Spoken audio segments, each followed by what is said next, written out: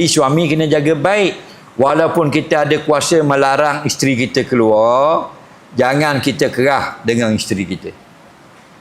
Kerana apa? Kerana Nabi ada pesan pula, khairukum li ahli. Sebaik-baik kamu orang beriman, yang paling baik dengan anak bini dia. Faham? Bini dia nak pergi rumah mak long, mak dara dia bini dia nak balik rumah kapung, nak tengok ayah dia lama tak balik kapung Johor 3-4 hari, dia beri. Itu suami yang baik. Faham tak lagi? Bini dia nak pergi rumah kawan dia, lama tak ziarah kawan dia, laki dia beri. Faham? Itu suami yang baik. Ni semua benda tak boleh.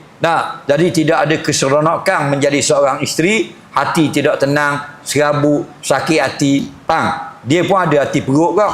Faham? Tujuan perkahwinan litaskunu ilaiha. Kamu duduk elok-elok dengan pasangan kamu. Dah kalau duduk kurung dia tu bukan duduk elok-elok namanya lagu tu.